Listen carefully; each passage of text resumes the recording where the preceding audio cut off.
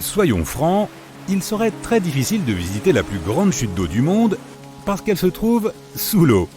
Au fond de l'océan, dans les profondeurs, il y a des fissures et des cavernes. Elles se forment lorsque l'eau traverse les couches de sel qui se trouvent en dessous. Cette eau est remplie de sel dissous. Elle est donc plus dense que l'eau qui l'entoure, et c'est pourquoi elle finit par se déposer dans ces fissures. Ce type d'eau dense forme une énorme chute d'eau près du Danemark. Il s'agit d'une cascade géante qui descend jusqu'à 3500 mètres. C'est plus de 3 fois la hauteur des célèbres chutes Angel au Venezuela. Ainsi, l'eau plus froide de cette cascade s'enfonce après être entrée en collision avec l'eau alentour qui est moins dense. La plus haute montagne du monde est également immergée, du moins en partie.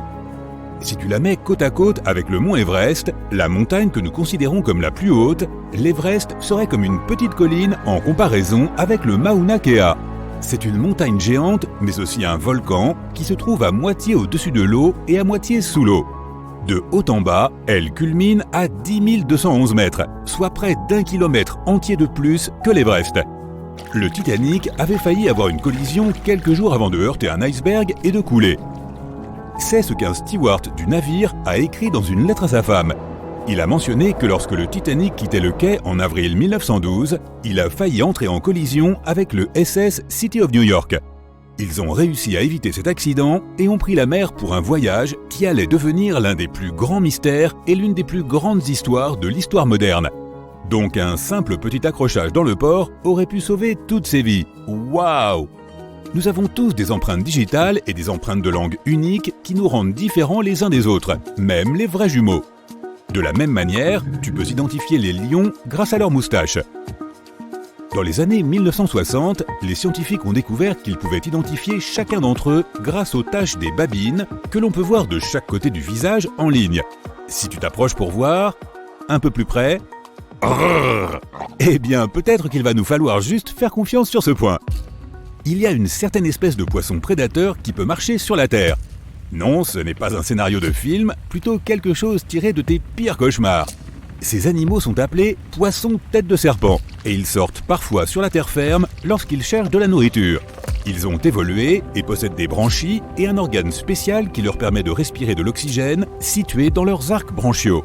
Donc ils ne sont pas pressés de revenir à l'eau tout de suite. Ils se laissent tomber sur leurs nageoires et peuvent se déplacer jusqu'à 0,4 km. Ces créatures peuvent peser environ 6,4 kg et vivent dans différents endroits comme la Floride, la Californie et la Nouvelle-Angleterre.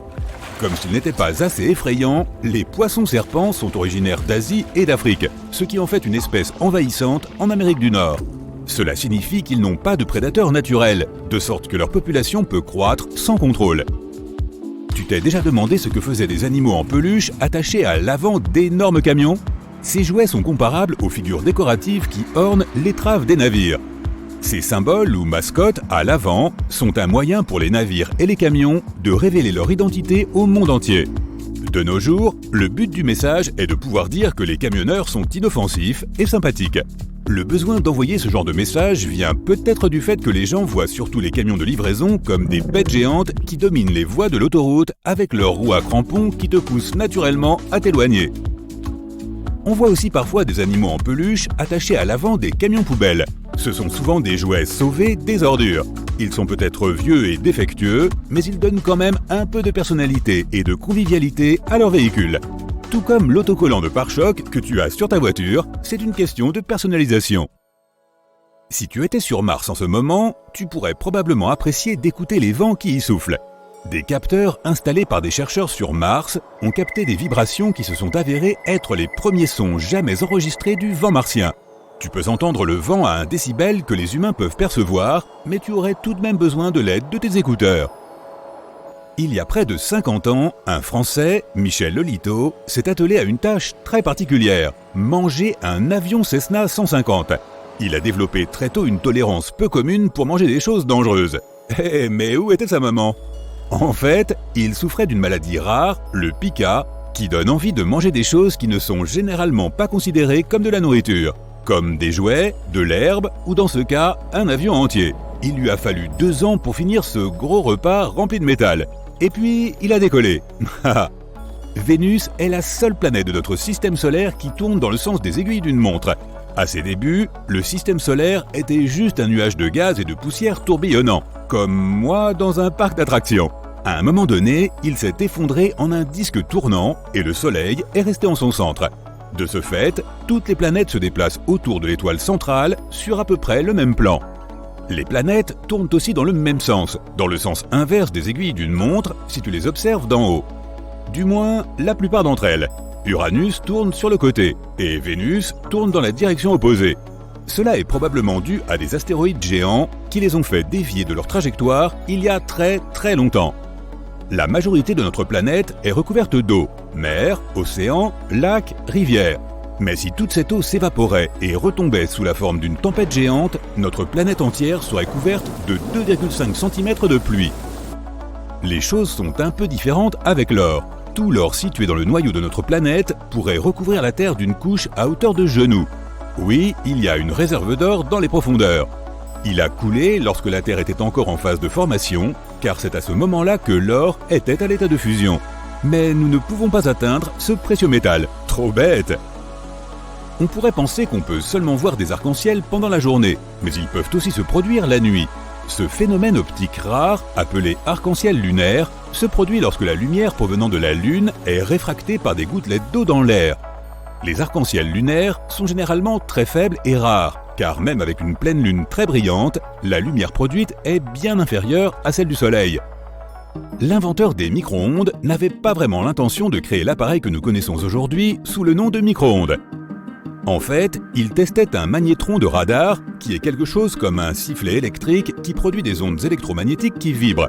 Ok, alors qu'il était en train de tester tout cela et d'expérimenter l'augmentation du niveau des tubes du magnétron, il a vu que la barre de céréales qu'il avait dans sa poche avait fondu. Il a testé à nouveau ce mécanisme, mais cette fois en utilisant des grains de maïs et un œuf. Il a alors compris qu'il avait trouvé quelque chose de potentiellement bien plus utile que le problème qu'il essayait de résoudre au départ. En plus, il pouvait réchauffer son déjeuner. Le plus grand arbre tropical du monde mesure 100 mètres, pour un poids de plus de 81 647 kg. C'est plus gros qu'un avion commercial. Tu peux le trouver sur l'île de Bornéo, en Malaisie. L'un des grimpeurs locaux a réussi à atteindre le sommet pour obtenir la mesure officielle. Le vent était fort et l'ascension était effrayante, mais elle a porté ses fruits car la vue était magnifique. Et il est devenu le premier embrasseur d'arbres. Enfin, j'imagine. À l'époque médiévale, on pouvait trouver des chaussures qui faisaient 0,6 mètres. Les gens aimaient les chaussures pointues. Elles ont été très populaires pendant plusieurs siècles, à partir du XIIe siècle. Les gens remplissaient les orteils de laine, de mousse, d'herbe ou de cheveux. Une autre manière de remplir l'espace vide était de maintenir les chaussures avec des os de baleine, car c'est ainsi qu'elles pouvaient garder leur forme. La mode change toujours, alors à la fin du XVe siècle, je n'étais pas là à l'époque, les gens ont commencé à porter des chaussures à bout court et carré, semblables à la forme du sabot d'une vache. Oui, c'est un phénomène de mode, c'est sûr. T'es-tu déjà demandé à quel point les fourmis sont fortes? Je veux dire, vraiment fortes? Par exemple, les fourmis tisserandes asiatiques sont capables de porter des objets qui représentent environ 100 fois leur poids corporel. Vu leur petite taille, porter des objets lourds n'est pas tant une question de force musculaire, il s'agit plutôt d'une bonne prise en main. Les fourmis ont des coussinets adhésifs auto-nettoyants sur leurs pattes. Cela les aide à varier la taille de la surface de contact sur le sol. C'est ainsi qu'elles parviennent à rester en équilibre avec leur charge, même lorsqu'elles se déplacent la tête en bas. Notre Lune est si géniale qu'elle a son propre fuseau horaire. Cela signifie que tu peux voir l'heure sur la Lune. En 1970, l'astronome en chef d'un des planétariums américains a conçu une montre pour tous les randonneurs lunaires. La montre mesure le temps en quelque chose qu'il a appelé lunaison. La lunaison est la période que prend la Lune pour faire une rotation et tourner autour de notre planète. Et chaque lunaison dure presque 30 jours terrestres. Les chercheurs utilisent donc un système spécial appelé heure lunaire pour la Lune. Sur ce, je pense qu'il est temps pour moi de partir. Au revoir.